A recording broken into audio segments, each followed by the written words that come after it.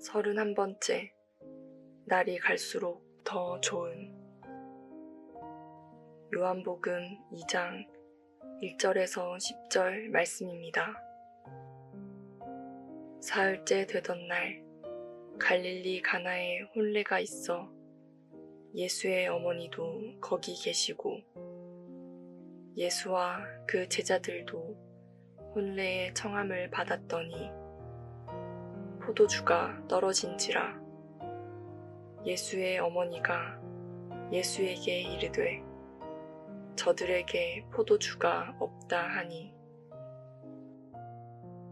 예수께서 이르시되 여자여 나와 무슨 상관이 있나이까. 내 때가 아직 이르지 아니하였나이다.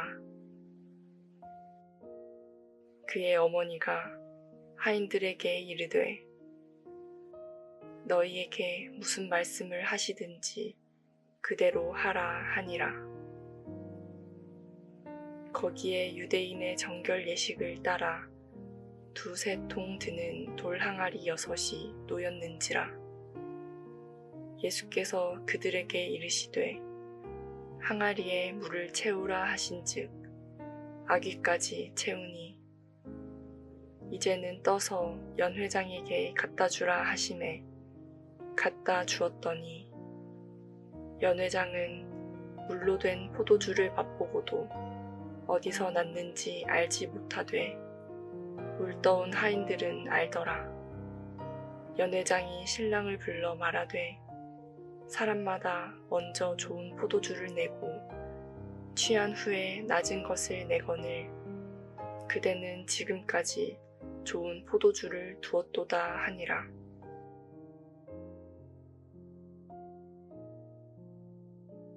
요즘은 젊은이들이 취업하기 힘들고 끝없이 오르는 집값과 불확실한 미래 때문에 결혼을 포기하고 출산을 하지 않습니다.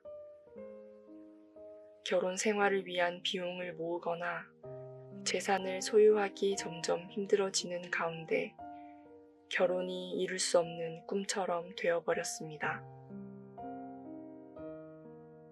혼인은 기쁨의 상징입니다. 예수님이 행하신 첫 이적이 결혼식에서 이루어진 사건이라고 볼 때 신약시대의 복음이 주는 기쁨은 아주 가정적이고 우리 삶의 가장 일반적인 것에 있음을 보여줍니다. 본문에 예수님께서 혼인잔치에 참석하여 앉아 계신 모습을 상상해 보면 우리는 색다른 감동을 느끼게 됩니다. 친히 그 예식에 참석하시고 모인 사람들 모두를 기쁘게 하셨기 때문입니다.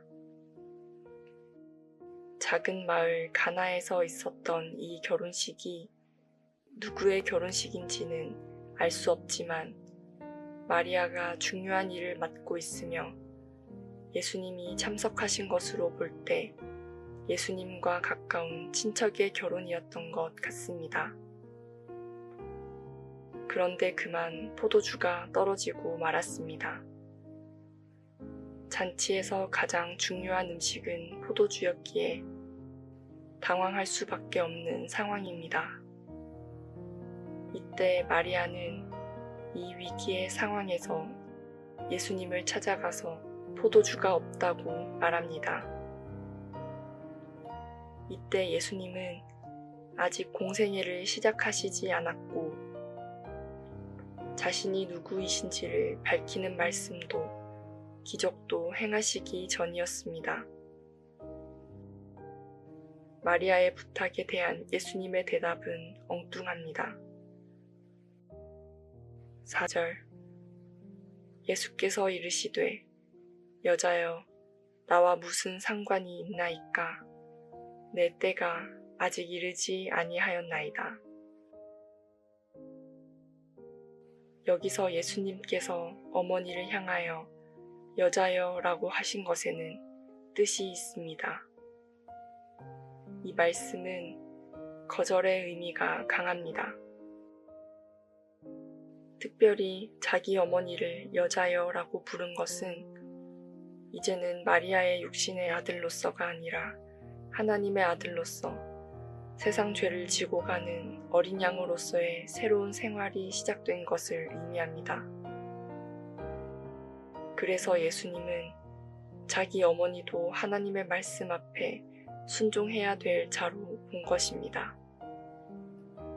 5절 그의 어머니가 하인들에게 이르되 너희에게 무슨 말씀을 하시든지 그대로 하라 하니라. 이것을 보면 그 어머니는 예수님 대답이 의미하는 바를 잘 깨달았습니다. 그 모치는 하인들더러 무슨 말씀을 하시든지 순종하라고 부탁합니다. 순종은 하나님으로 하여금 일하시게 하는 비결입니다.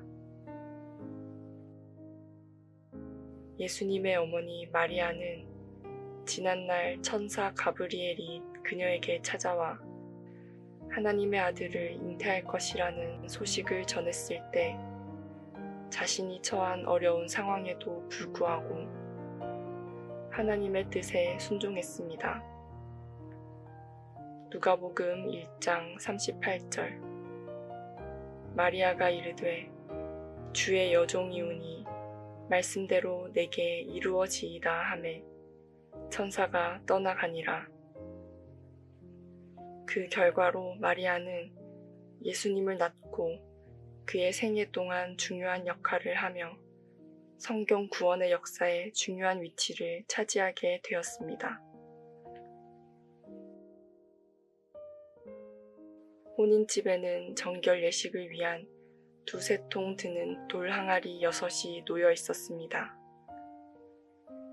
유대인의 가정에는 연회할 때에 물을 많이 사용하기 위해 돌 항아리를 비치하였는데 이것은 주로 식사 전후에 손 씻는 예식을 위한 물이었습니다. 하인들은 즉시 순종하였습니다.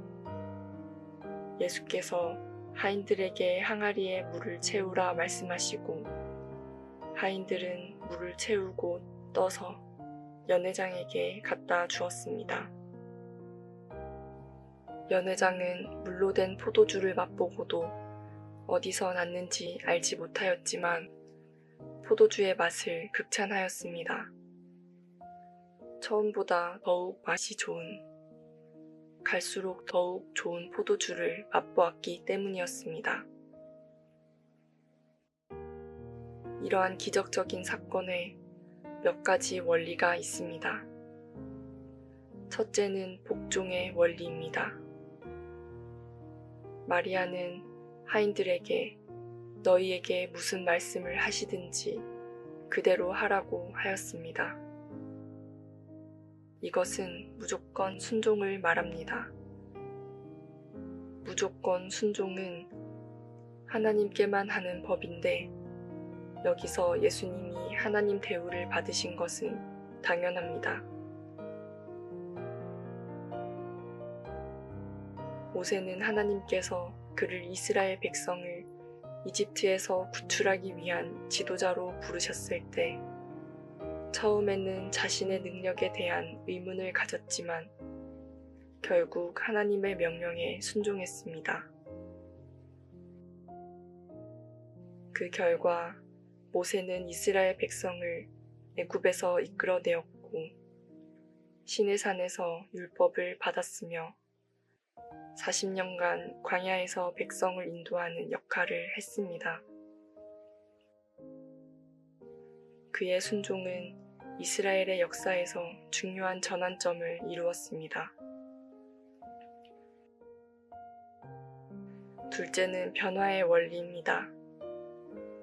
항아리의 물이 포도주로 변한 것은 예수님의 권능 때문이었습니다.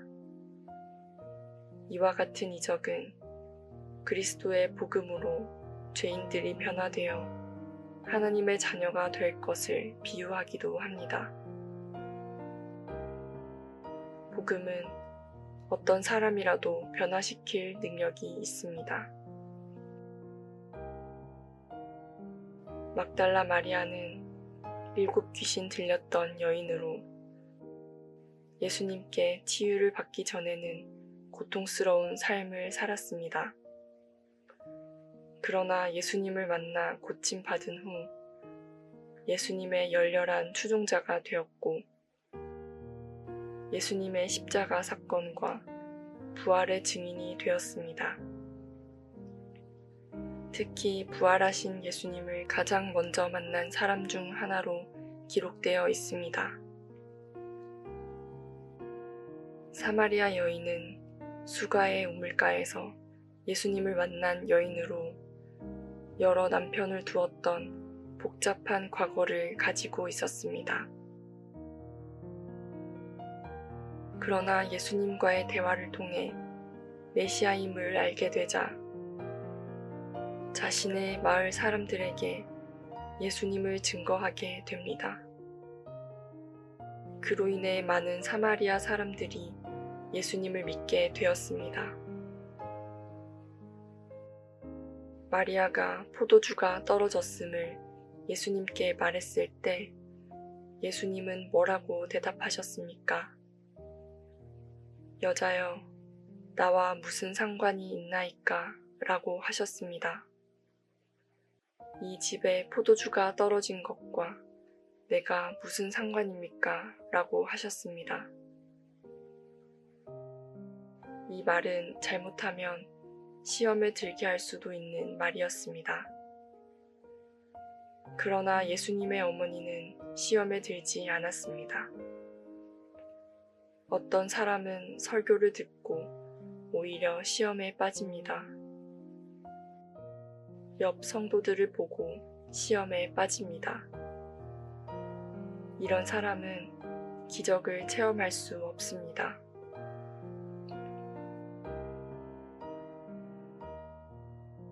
오히려 마리아는 무슨 말씀을 하시든지 그대로 하라라고 하인들에게 말했습니다. 이해를 하든 못하든, 동의를 하든 안 하든 말씀하시기만 하면 그대로 순종하라는 것입니다.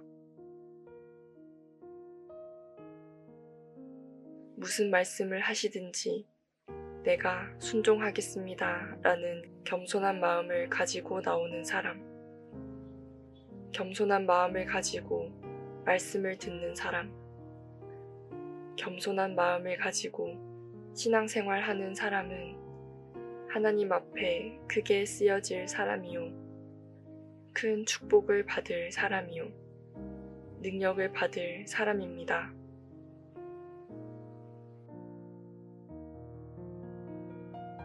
하나님은 우리가 상상도 하지 못할 방법으로 역사하십니다. 물로 포도주를 만드실 줄 누가 상상했겠습니까?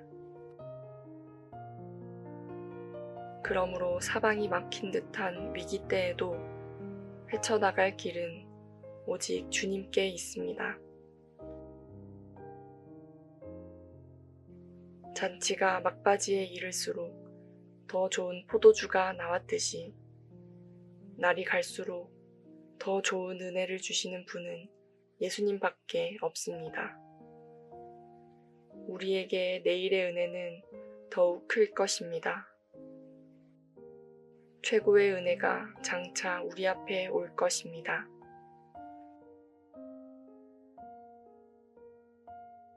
말씀을 맺겠습니다. 히브리서 7장 19절.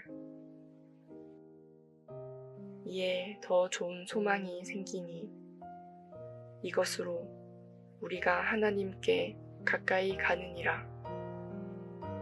말씀과 함께 새로운 하루의 활력을 맞이하시길 바랍니다.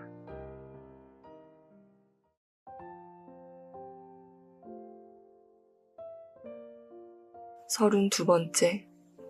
분명히 양치기였는데. 사무엘하 7장 8절에서 12절 말씀입니다. 그러므로 이제 내 종 다윗에게 이와 같이 말하라.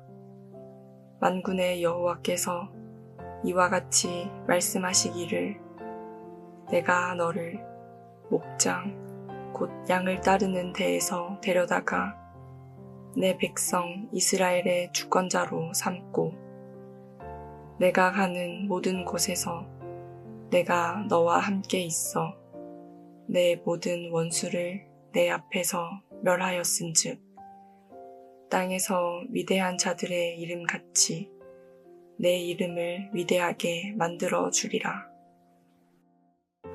내가 또 내 백성 이스라엘을 위하여 한 곳을 정하여 그를 심고 그를 거주하게 하고 다시 옮기지 못하게 하며 악한 종류로 전과 같이 그들을 해하지 못하게 하여 전에 내가 사사에게 명령하여 내 백성 이스라엘을 다스리던 때와 같지 아니하게 하고 너를 모든 원수에게서 벗어나 편히 쉬게 하리라. 여호와가 또 내게 이르노니 여호와가 너를 위하여 집을 짓고 내 수완이 차서 내 조상들과 함께 누울 때에 내가 내 몸에서 날 내 씨를 내 뒤에 세워 그의 나라를 견고하게 하리라.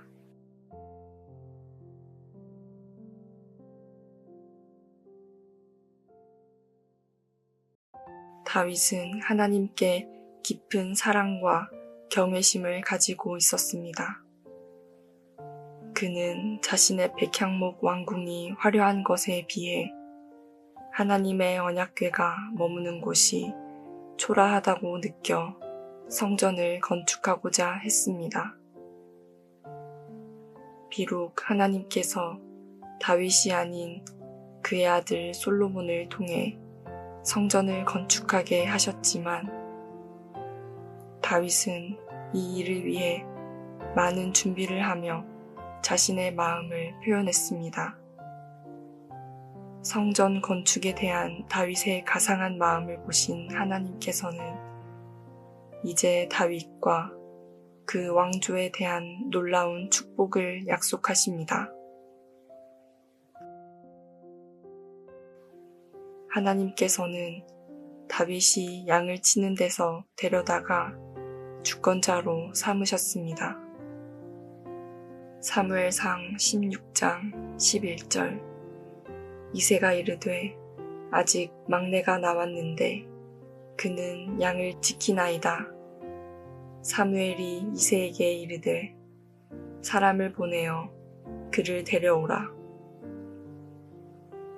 다윗이 하나님께로부터 부르심을 받기 전까지는 아버지의 생업을 받드는 평범한 사람이었음을 알 수 있습니다.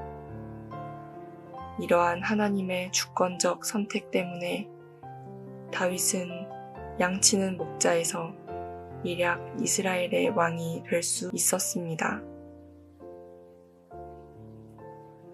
하나님의 축복은 여기서 그치지 않고 그의 이름을 위대하게 만들어 주겠다고 말씀하십니다.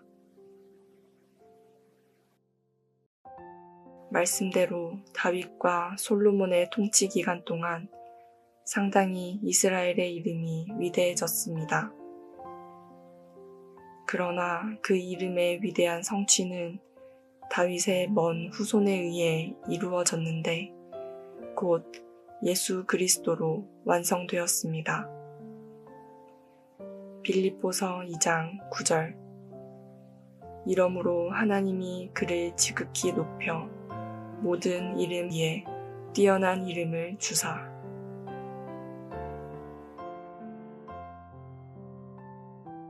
과거 사사시대에는 주변 국가의 잦은 침략에 시달려 이리저리 쫓겨다니던 시절이 있었습니다. 하지만 이제는 한 곳에 정착하여 안정감을 누리게 될 것입니다. 실제로 다윗과 솔로몬의 통일왕국 시대에 그들은 이 같은 평화와 안정을 누릴 수 있었습니다. 과거 사사시대에 혼란했던 무정부 상태와는 완전히 다른 평화스러운 나라가 될 것이라는 하나님의 축복이 이루어진 것입니다.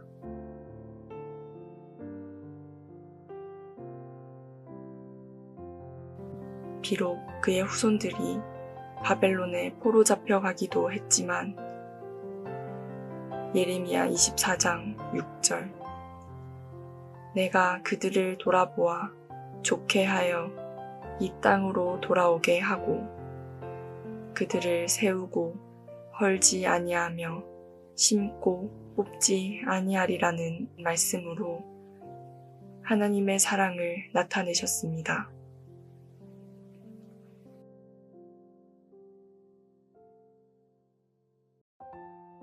그리고 모든 원수에게서 벗어나 편히 쉬게 할 것을 말씀하십니다.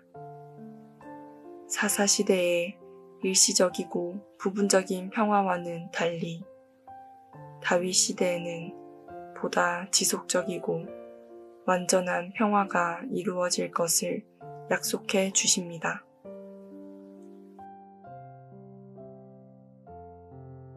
그런데 이것은 신약시대의 예수 그리스도로 인하여 이루어질 죄와 사망에서의 해방을 통한 진정한 평화를 말하고 있습니다.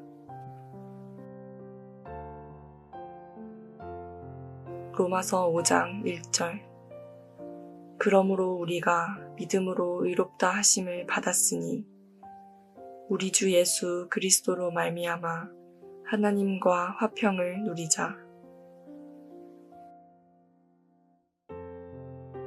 마지막으로 12절 내 몸에서 날 내 씨를 내 뒤에 세워 그의 나라를 견고하게 하리라고 약속하십니다. 16절에서 이 씨에 의해 세워질 나라는 영원히 보존되고 영원히 견고한 나라가 될 것이라 말합니다. 이러한 나라를 최종적으로 세우신 이는 오직 다윗의 자손 예수 그리스도이십니다. 사도행전 2장 25절 다윗이 그를 가리켜 이르되 내가 항상 내 앞에 계신 주를 배웠으며 나로 요동하지 않게 하기 위하여 그가 내 우편에 계시도다. 다윗의 겸손과 헌신 그리고 감사가 이러한 축복을 가져오게 한 것입니다. 하나님의 명성과 영광을 드러내기 위해서 성전 건축을 결심했습니다. 이러한 결심이 앞에 열거한 수많은 축복의 디딤돌이 되었습니다.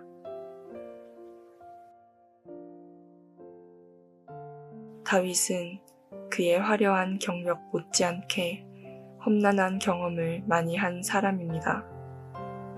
수년 동안 쫓기는 생활을 하면서 수모와 고통을 맛보았습니다. 이스라엘의 왕이 되었지만 초창기 몇 년 동안은 늘 전쟁에 시달렸습니다.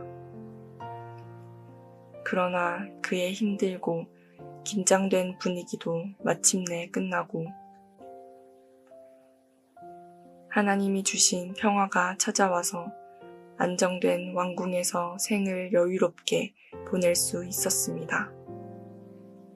그렇지만 그의 주된 관심사는 온통 하나님께 집중되어 있었습니다. 시편 116편 12절 여호와께서 내게 주신 모든 은혜를 무엇으로 보답할까? 평안을 누릴 때 하나님의 은혜를 생각하는 다윗입니다. 그러자 다윗은 자기는 백향목 궁전에 사는 데 비해 하나님의 법궤가 있는 성전은 초라한 텐트라는 사실을 깨닫게 되었습니다. 그의 감사는 하나님께 대한 죄송함으로 바뀌게 되었습니다. 현재를 사는 많은 사람들은 점점 감사 생활이 줄어들고 있습니다. 현대 사회는 물질적 성공과 소비를 중시합니다. 끊임없이 더 많은 것을 얻고 소비하도록 독려하는 사회에서는 이미 가진 것에 대한 감사보다는 부족한 것에 대한 불만이 커지기 쉽습니다. 그리고 다른 사람들과 자신을 비교하며 상대적으로 부족함을 느끼기 쉬워집니다. 이것은 감사의 마음을 가로막는 요인이 됩니다.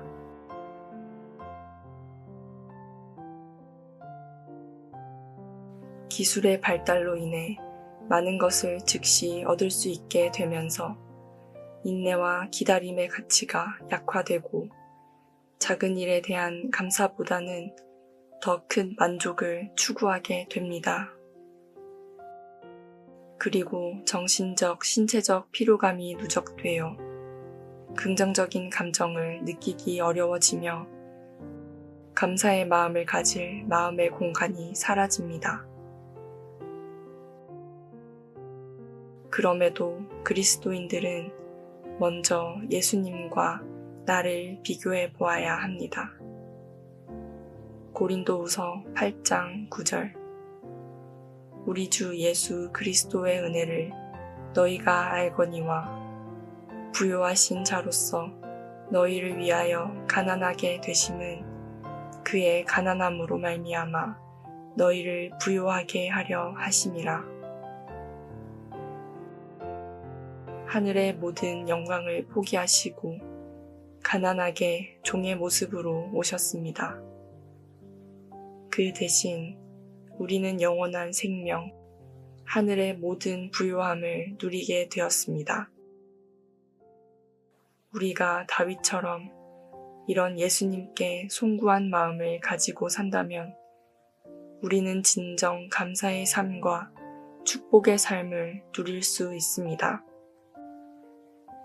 다니엘은 포로 생활 가운데서도 하루에 3번씩 하나님께 기도하며 감사했습니다.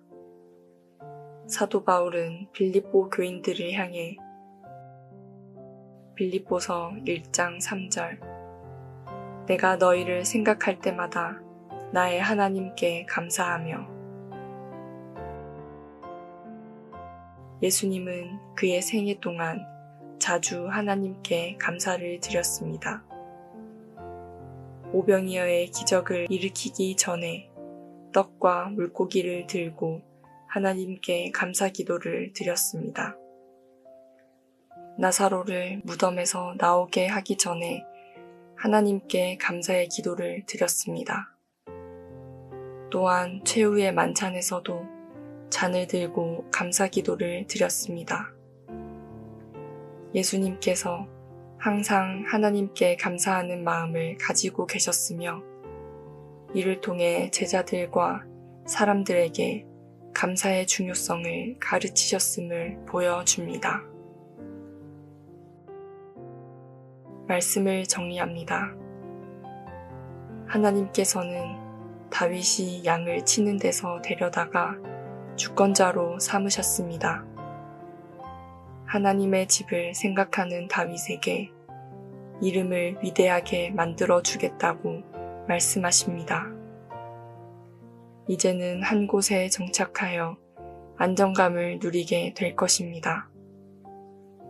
모든 원수에게서 벗어나 편히 쉬게 될 것입니다.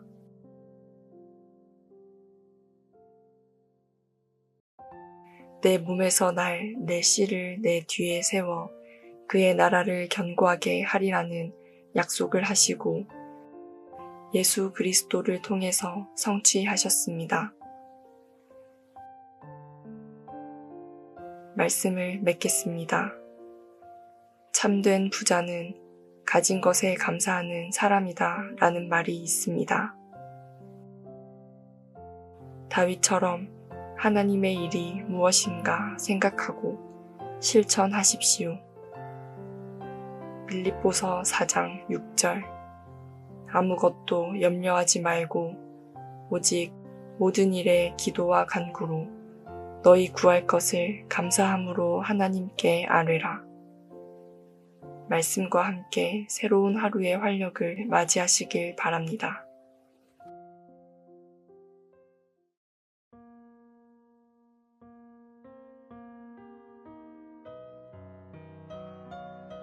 서른세 번째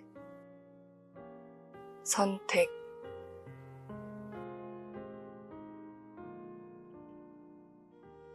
마태복음 4장 3절에서 4절 말씀입니다. 시험하는 자가 예수께 나와서 이르되 내가 만일 하나님의 아들이어든 명하여 이 돌들로 떡덩이가 되게 하라. 예수께서 대답하여 이르시되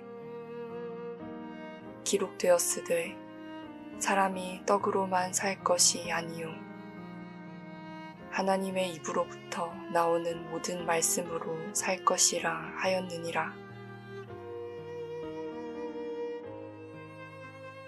선택은 우리의 삶에서 중요한 역할을 하는 요소 중 하나입니다. 매일 우리는 크고 작은 선택을 하며 이러한 선택들이 나의 인생 경로를 만들어 갑니다.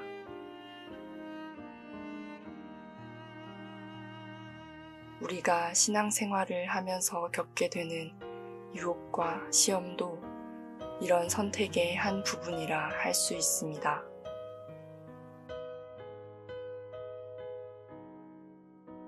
예수님이 인간 구원의 공적 사역을 앞두고 하나님과 깊은 영적 교제를 갖기 위해 금식 기도를 하셨습니다. 40일간이나 아무것도 잡수시지 않아 무엇이든 먹고 마시지 않으면 쓰러지거나 죽을 것 같은 절박한 상황이었습니다. 이때를 이용하여 마귀가 찾아와 예수님을 시험하면서 돌들로 떡덩이를 만들어 먹으라고 유혹하였습니다. 40일을 금식한 예수님께 무엇이든 먹으라는 마귀의 발언은 타당하고 논리적인 충고였습니다. 이것은 이상한 일이 아니니라. 사탄도 자기를 광명의 천사로 가장하나니 광명한 천사를 가장한 마귀는 불합리하고 모순된 말을 하지 않습니다. 사탄은 말합니다. 내가 만일 하나님의 아들이어든 명하여 이 돌들로 떡덩이가 되게 하라.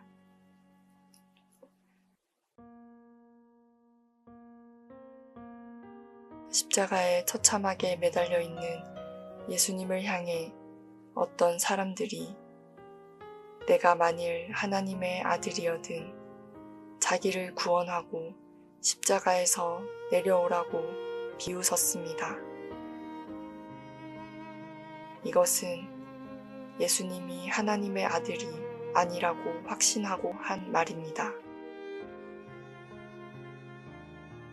하지만 본문의 사탄의 말은 하나님의 아들임을 알면서도 유혹하고 시험하는 말이라 할 수 있습니다.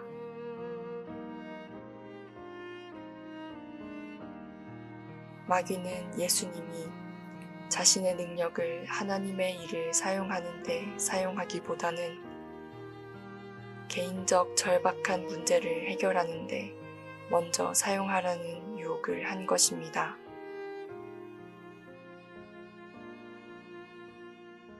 이스라엘 백성들은 광야에서 먹을 것을 요구하여 허기진 배를 채웠으나 그들은 가나안에 들어가지 못하고 광야에서 죽고 말았습니다. 먹는 배는 채웠지만 말씀에 순종하는 데는 실패하였습니다. 그러나 예수님은 자신을 위해 먹는 것을 거부하고 마귀의 유혹을 물리치심으로써 인간에게 영원한 생명의 떡이 되실 수 있었습니다. 예수님의 대답은 무엇이었습니까?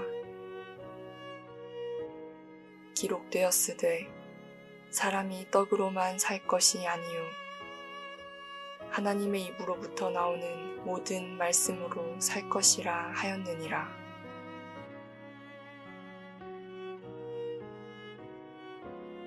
하나님의 말씀은 기록하여 보존되고 있으며 지금도 여전히 유효합니다.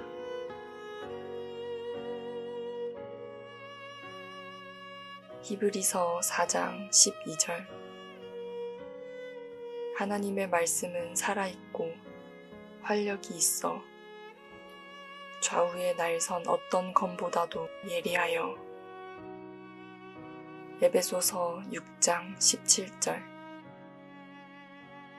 성령의 검, 곧 하나님의 말씀을 가지라.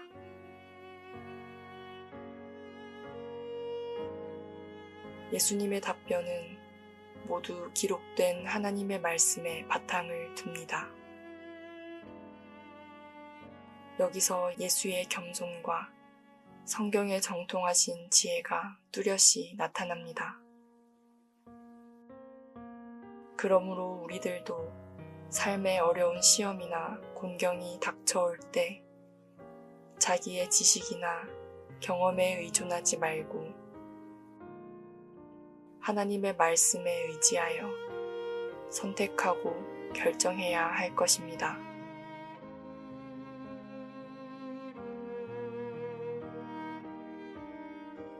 예수님은 떡만을 강조하는 마귀에게 더욱 중요한 하나님의 말씀을 강조하고 있습니다. 땅의 양식과 하늘의 양식을 대조하여 사람의 생명은 창조주 하나님을 떠나서는 살 수 없는 존재임을 말하셨습니다.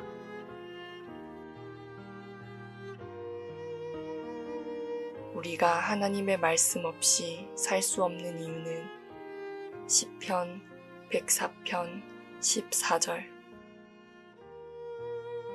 그가 가축을 위한 풀과 사람을 위한 채소를 자라게 하시며 땅에서 먹을 것이 나게 하셔서 모든 것이 하나님으로부터 나오며 하나님께서 우리의 필요를 풍성히 공급해 주시는 분이기 때문입니다.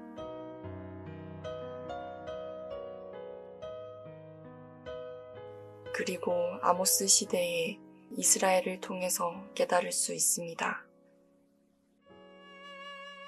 그 나라는 모든 것이 돈을 얼마나 가졌는가로 평가받는 사회였으며 하나님의 말씀을 듣지 않는 암흑시대였습니다.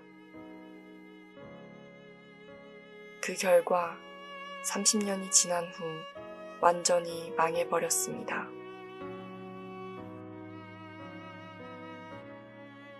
물론 예수께서는 떡으로만이라는 표현으로 육체적 한계에 시달리는 인간에게 떡도 필요하다는 사실을 간접적으로 인정하였습니다.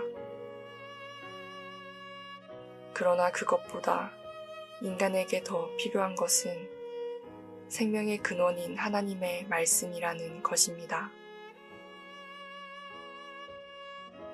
이로써 풍요한 땅 에덴에서 아담과 하와에게 성공했던 사단의 시험이 불모의 광야에서 예수님 앞에서는 실패했습니다. 우리는 성경에서와 창조 후 인류 역사 속에서 일시적인 떡 문제에 정신이 팔려 영원한 생명을 잃어버린 수많은 사람들을 보아왔습니다. 그러므로 성도된 자들은 하나님의 말씀을 전적으로 신뢰하여 물질 생활의 허점을 파고드는 사단의 교활한 시험을 처음부터 틀어막아야 합니다. 하나님의 입으로 나오는 모든 말씀으로 산다는 것은 하나님의 말씀을 삶의 원리로 여기며 사는 삶을 말합니다. 내 목숨은 떡에 의해 유지되는 것과 또 다른 차원의 생명이 있는데 그것은 그분의 말씀으로 유지되는 삶을 말합니다. 눈에 보이는 떡이 아니라 보이지 않는 하나님의 감추어진 능력과 섭리 안에서 살아가는 삶을 말합니다. 마귀는 구원받은 성도들을 더욱 심하게 공격합니다. 사탄의 눈에 세상 사람들은 영이 죽어 있어 문제가 없지만 영이 살아있는 성도들은 자신에게 거슬리고 위협적인 존재입니다.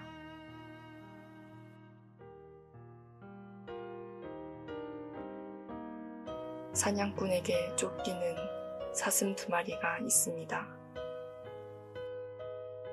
한 마리는 화살에 맞아 직사하고 한 마리는 다리에 맞아 피를 흘리며 도망간다면 사냥꾼은 어느 쪽 사슴을 쫓아가겠습니까?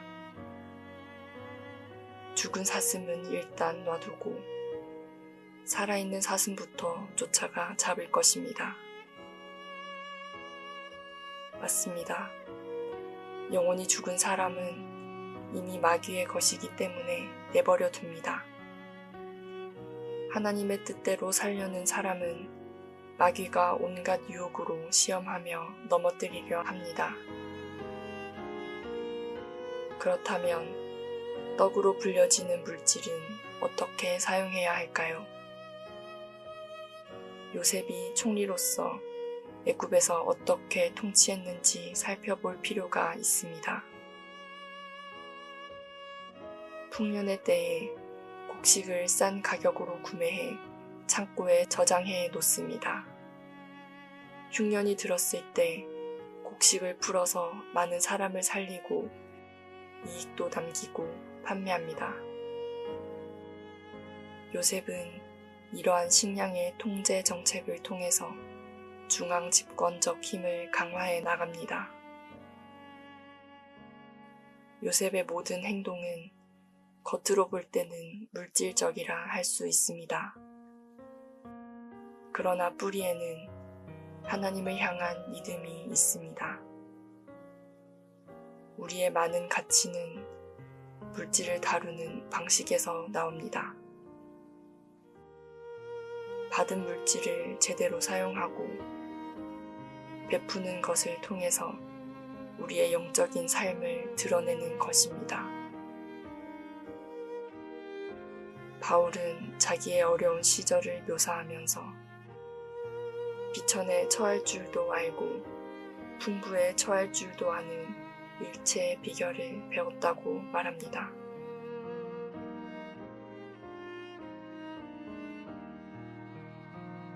비천할 때 믿음으로 이기는 것은 중요합니다. 마찬가지로 풍부에 처할 때도 그것을 누리고 활용하는 것이 중요합니다. 에덴 동산 같은 풍요로운 환경 속에서도 광야같이 황폐하고 황량한 불모지 속에서도 어떠한 시험과 공격을 당해도 말씀으로 이기고 승리해야 합니다.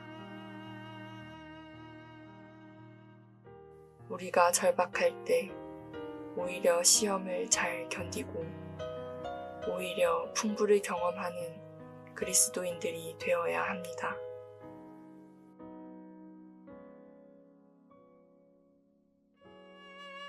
말씀을 정리합니다. 예수님은 본래 하나님과 동등한 영광을 가지신 분이나 그 영광을 포기하시고 인간의 몸을 입고 세상에 내려오셨습니다. 그리고 불순종하는 모든 사람들 때문에 예수님이 대신 온전한 순종을 하셔야 했습니다. 그래서 예수님은 떡이 아니라 하나님의 말씀을 선택하셨습니다. 예수님은 생명의 떡이셨습니다. 여러분, 떡이 중요하지만 더욱 중요한 것은 생명의 떡입니다.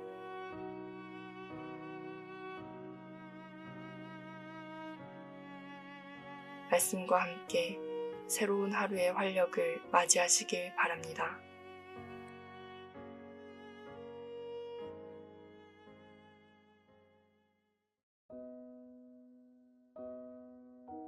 서른네 번째, 내가 아니면 누가 하랴.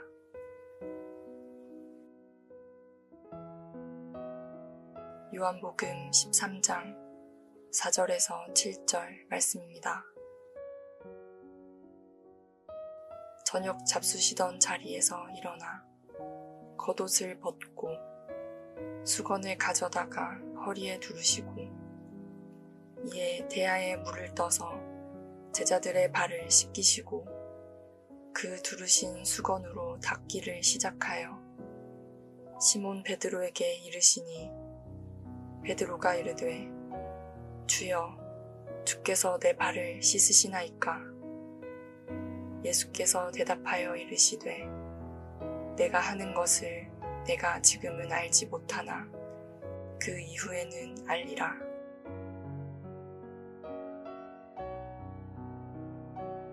예수님을 찾은 눈먼 자, 걷지 못하는 자, 혈루증 걸린 여인, 기먹은 자들은 예수님의 말씀만 들어도 은혜와 감격이 넘쳤습니다.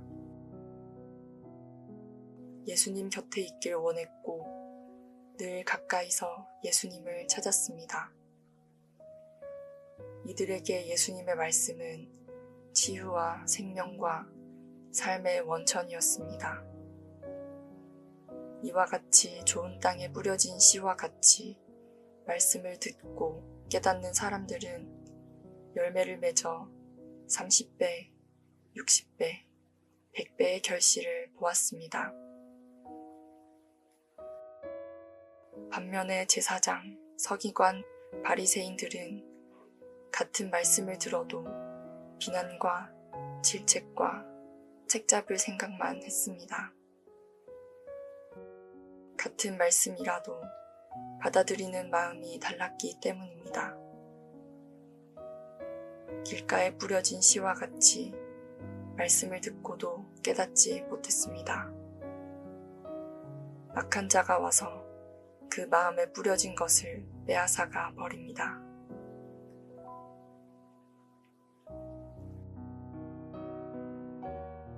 (3년) 동안 따라다닌 예수님의 제자들도 예외는 아니었습니다. 예수께서 앞으로 로마의 세력을 꺾고 최고의 자리에 오르게 되면 그의 좌우편에 누가 앉을 것인가에 대한 제자들의 관심은 대단했습니다. 어느 날 야고보와 요한이 그들의 어머니와 함께 와서 예수님에게 좌우편의 자리를 달라고 부탁했던 것입니다. 이 이야기를 옆에서 듣고 있던 다른 제자들이 화를 냈습니다. 그 자리는 그들 모두가 바라고 있던 자리라고 볼 수 있습니다.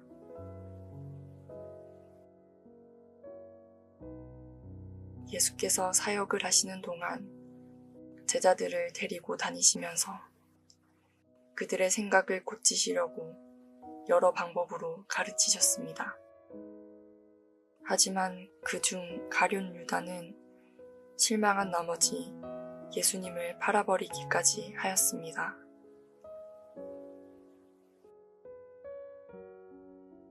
사람들은 낮아지고 섬기는 자가 되라고 하면 오히려 반감을 가집니다. 자기 중심적이기 때문입니다. 자신을 중심으로 세상을 바라봅니다. 자신이 중요하다고 느끼고 자신의 업적이나 능력을 과대평가하려는 경향이 있습니다. 그래서 자신을 다른 사람들보다 우월하다고 느끼고 교만하게 됩니다.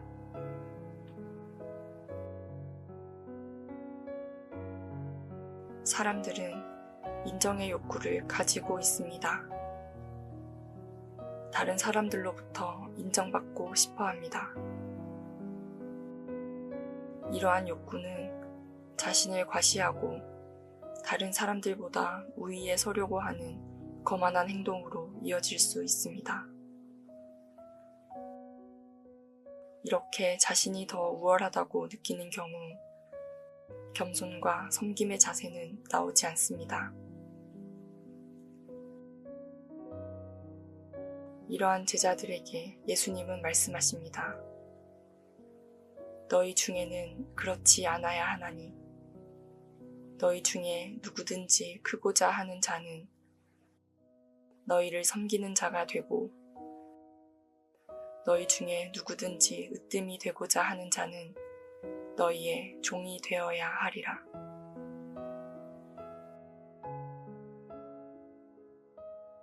서로 높아지기를 바라는 제자들은 주님의 교훈을 바로 듣지 못하였습니다.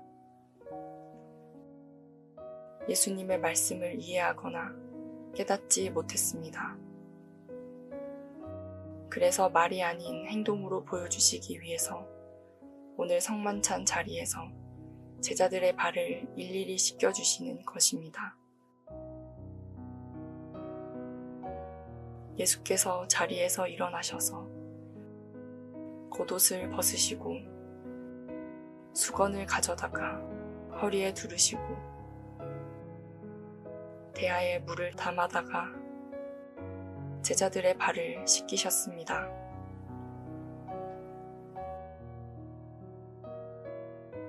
이 나라는 비가 오지 않아 땅에는 먼지가 가득하고 발에는 땀이 나고 냄새도 납니다. 그래서 어느 집이든지 밖에서 들어오면 제일 먼저 하는 일이 발을 씻는 일이었습니다. 그러면 그 발을 누가 씻겨줍니까? 주인이 들어오면 하인들이 발을 씻겨줍니다. 손님이 와도 마찬가지입니다. 특별히 발을 씻기는 종은 가장 비천한 종이 그 일을 합니다. 그런데 오늘 만찬석 자리에서 누가 제자들의 발을 씻겼습니까? 제자들이 아니라 스승이시며 구주이신 예수님께서 제자들의 발을 씻기셨습니다. 예수님께서 이렇게 행하신 후에 하신 말씀이 무엇입니까? 14, 15절입니다. 내가 주와 또는 선생이 되어 너희의 발을 씻겼으니 너희도 서로 발을 씻기는 것이 옳으니라. 내가 너희에게 행한 것 같이 너희도 행하게 하려 하여 본을 보였노라.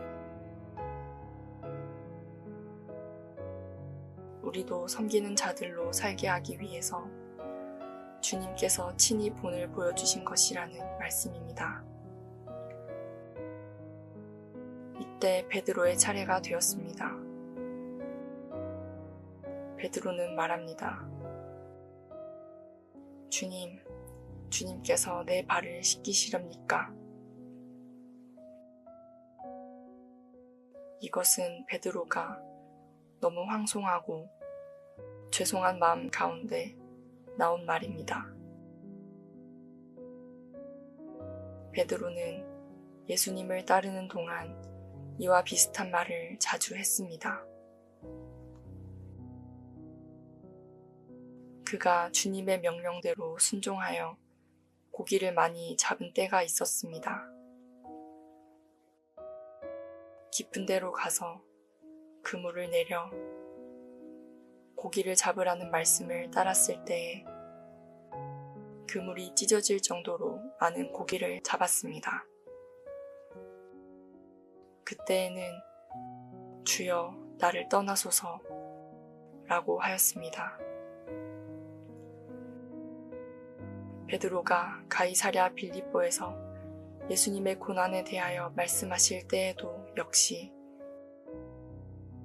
그리 마옵소서 이 일이 결코 주께 미치지 아니하리이다.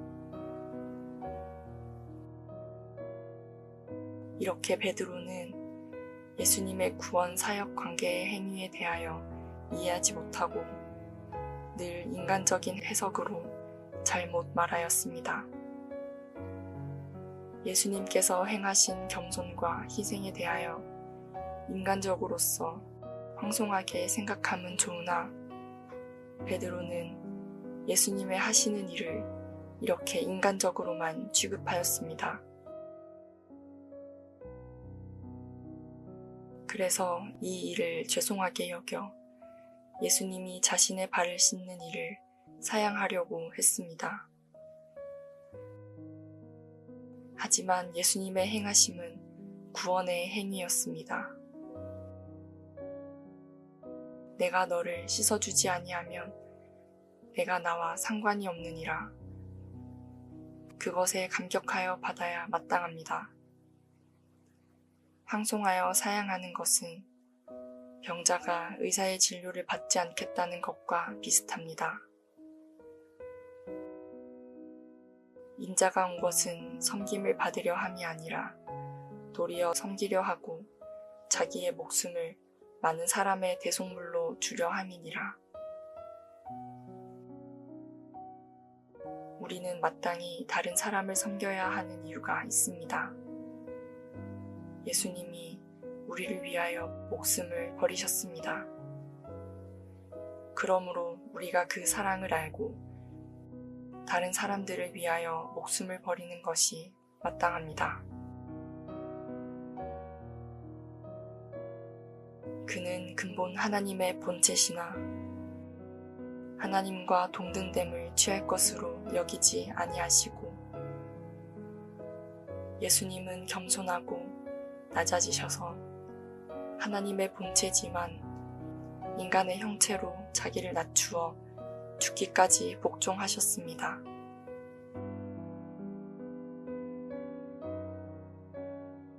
선한 사마리아인의 비유는 참된 섬김과 이웃사랑의 예를 보여줍니다. 한 유대인이 강도를 만나 길에 쓰러져 있을 때 제사장과 레위인은 그를 지나쳤지만 사마리아 사람은 그를 돌봐주고 치료해줍니다. 강도를 만나 거의 죽어가는 사람을 지나치지 않고 위험을 무릅쓰고 부상당한 사람을 돕고 치유하고 주막에 데려다가 비용까지 제공합니다. 바울은 자신이 에베소 교회 장로들에게 보낸 고별 설교에서 자신의 섬김을 언급하며 겸손과 눈물로 섬겼다고 고백합니다. 곧 모든 겸손과 눈물이며 유대인의 관계로 말미암아 당한 시험을 참고 주를 섬긴 것과 겸손과 눈물, 고난 중의 섬김, 그리고 인내와 충성의 모습을 보여줍니다. 말씀을 맺겠습니다. 세상의 사람들은 나의 말을 듣고 감격하는 것이 아니라 우리가 그들의 종이 되어 섬길 때 비로소 그리스도를 알게 될 것입니다. 예수님이 나에게 원하는 것은 내 자존심과 위치를 생각하여 높은 자리를 찾는 것이 아니라 겸손히 낮아져서 대야에 물을 담아 수건으로 허리에 두르는 것입니다. 말씀과 함께 새로운 하루의 활력을 맞이하시길 바랍니다.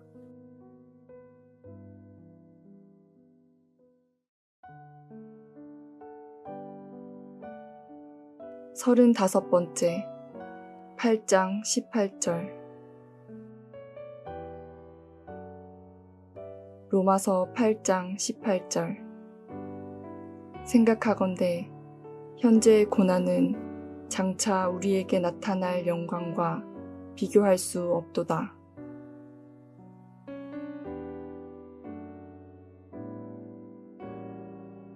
바울이 언급하는 현재의 고난은 이 세상에서 신앙을 지키며 살아가는 동안 겪는 다양한 어려움과 고통을 말합니다.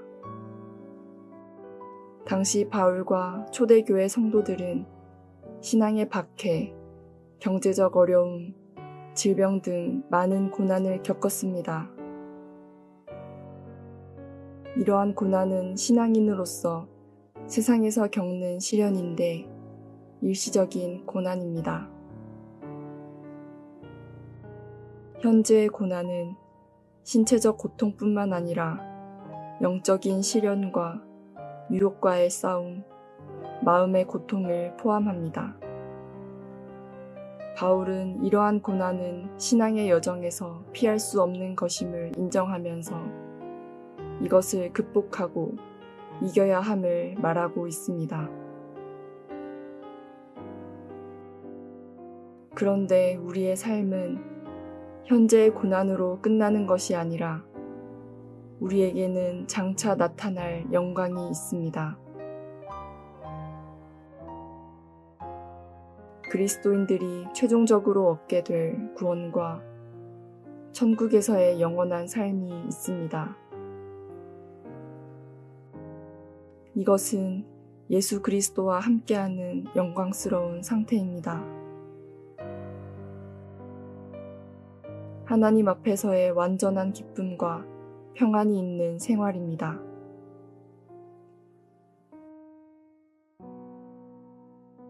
바울은 다가올 영광이 현재의 고난과는 비교할 수 없을 정도로 크다고 말합니다. 이 영광은 하나님께서 약속하신 구원의 완성이며 모든 고통과 눈물이 없는 새로운 세계에서의 삶을 의미합니다. 그때의 이리가 어린 양과 함께 거하며 표범이 어린 염소와 함께 누우며 송아지와 어린 사자와 살진 짐승이 함께 있어 어린아이에게 끌리며. 이 구절은 고난 중에 있는 신자들에게 큰 위로와 희망을 줍니다. 바울은 이 세상의 고난이 끝이 아니며 장차 올 영광이 너무나 크기 때문에 현재의 고난을 견딜 수 있는 힘이 된다고 말합니다. 그래서 성경은 고난을 피하라고 말하지 않고 고난을 받으라고 권면하고 있는 것입니다. 오직 너희가 그리스도의 고난에 참여하는 것으로 즐거워하라. 이는 그의 영광을 나타내실 때에 너희로 즐거워하고 기뻐하게 하려 함이라. 물이 가장 맛있게 느껴지는 온도는 물이 너무 차갑지 않으면서도 신선하고 청량한 느낌을 주는 10도 전후라고 합니다. 많은 사람들에게 상쾌하고 시원한 느낌을 주어 맛있게 느껴진다고 합니다.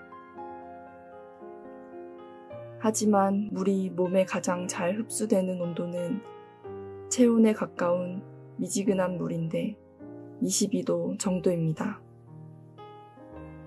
이 온도에서는 위장에 부담을 주지 않으면서 빠르게 흡수됩니다. 하지만 미지근한 물은 맛이 없어서 사람들은 싫어합니다. 고난도 마찬가지로 맛이 없어 사람들이 싫어하지만 실제적으로 몸에 좋은 미지근한 물과 같은 것입니다. 그러면 인간이 가장 삶의 희망을 가지고 살 수 있는 때는 언제일까요? 풍성한 물질과 좋은 환경을 누리고 있을 때일까요? 그렇지 않습니다. 인간이 희망을 가지고 살 수 있는 가장 좋은 때는 고난과 함께할 때입니다. 고린도후서 4장 17절. 우리가 잠시 받는 환난에 경한 것이 지극히 크고 영원한 영광에 중한 것을 우리에게 이루게 함이니.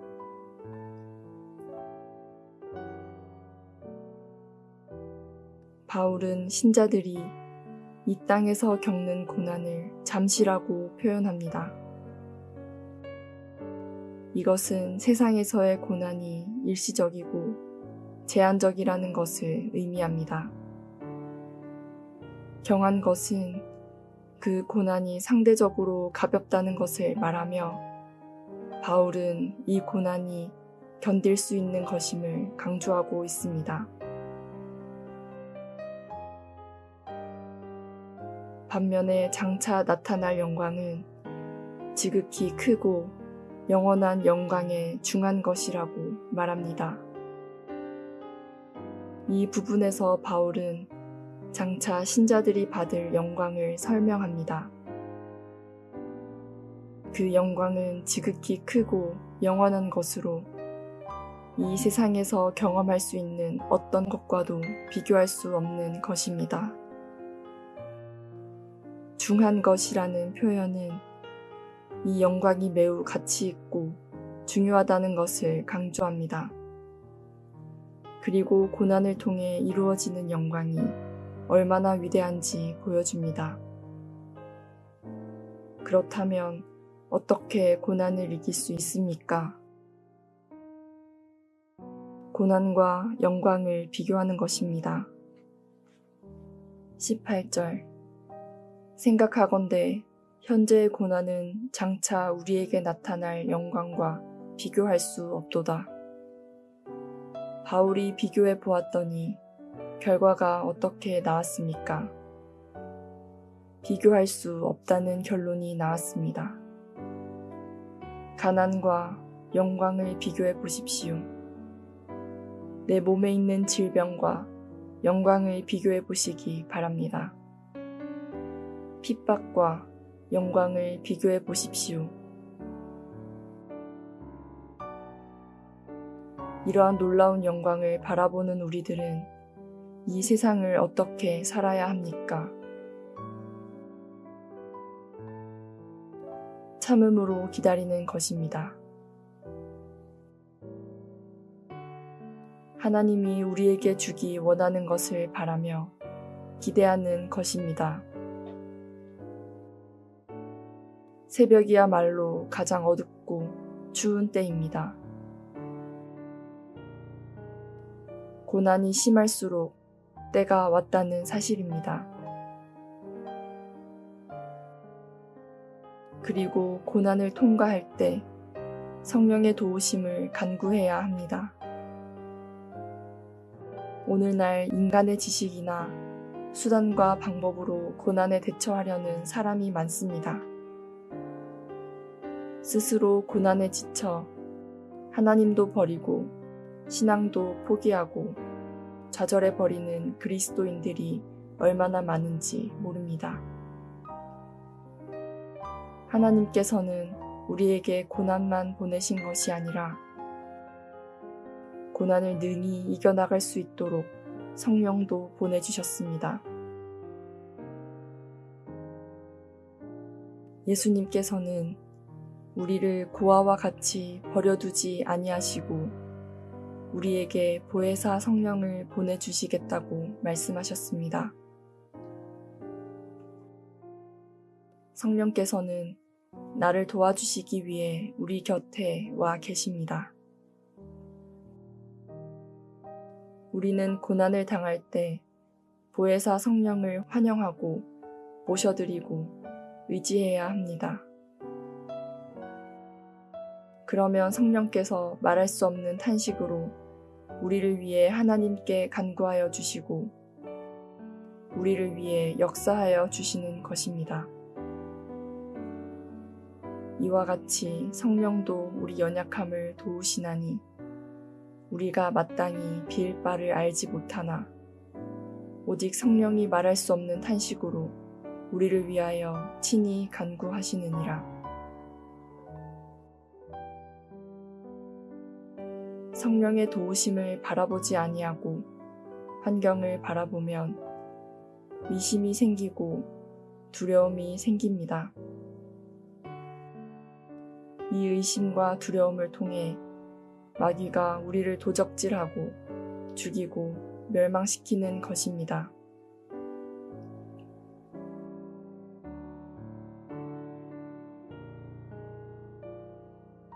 욥은 큰 부자였으나 사탄의 시험으로 인해 모든 재산과 자녀들을 잃고 심각한 병에 걸리는 등 극심한 고난을 겪었습니다. 하지만 욥은 하나님을 원망하지 않고 신앙을 지켰으며 결국 하나님께서 그의 고난을 이기게 하셔서 이전보다 더 큰 복을 받게 됩니다. 우리가 욥과 같은 위대한 승리의 신앙생활을 하기 위해서는 말씀을 통해 하늘의 소망과 영광을 바라보아야 합니다. 믿음의 사람들은 당장은 고난의 소용돌이 속에 있을지라도 모든 것이 합력하여 선을 이루게 될 줄 믿고 기뻐할 수 있는 것입니다.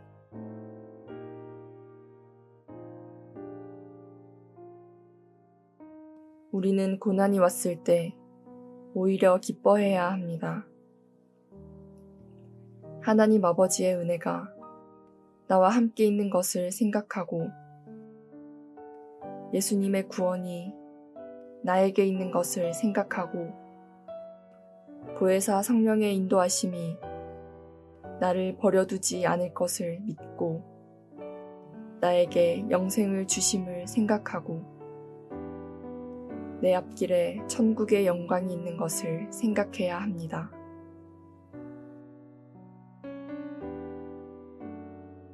현재의 고난 뒤에는 반드시 아름다운 열매가 있습니다. 우리가 환난 중에도 즐거워하나니 이는 환난은 인내를, 인내는 연단을, 연단은 소망을 이루는 줄 알미로다 라고 하였습니다.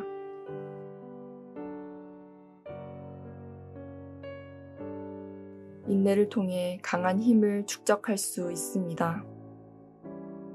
우리는 고난을 통해 신앙의 강한 힘을 얻게 되는 것입니다. 요셉은 아버지 야곱의 사랑을 받아 형들의 질투를 받았고 결국 형들에 의해 노예로 팔려 이집트로 보내졌습니다. 그는 억울하게 종살이를 하고 감옥에 갇히는 등 수많은 고난을 겪었지만 하나님의 은혜로 이집트의 총리가 되어 가족을 구하고 민족을 구원하는 중요한 역할을 하게 되었습니다.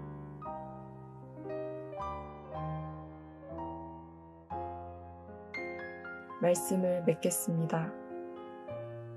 현재의 고난을 통해서 나의 인생이 새롭게 되고 발전될 것입니다.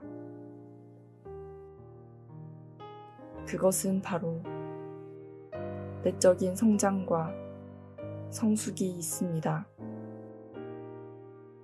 신앙이 견고해지고 고난받으신 예수님을 더욱 사랑하게 됩니다.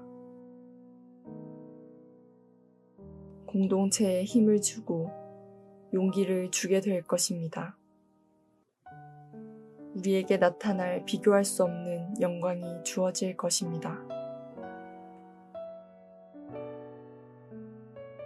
말씀과 함께 새로운 하루의 활력을 맞이하시길 바랍니다.